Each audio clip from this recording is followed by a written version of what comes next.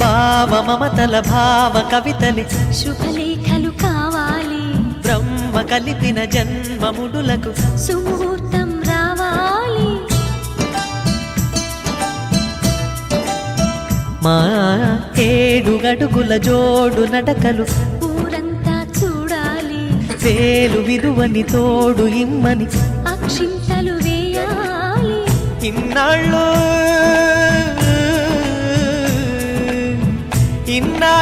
ఎదురు చూసే ఆశల రాజ్యంలో రాణిని తీసుకువచ్చే కళకళ కనబడగా గుండె గూటికి పండుగొచ్చింది,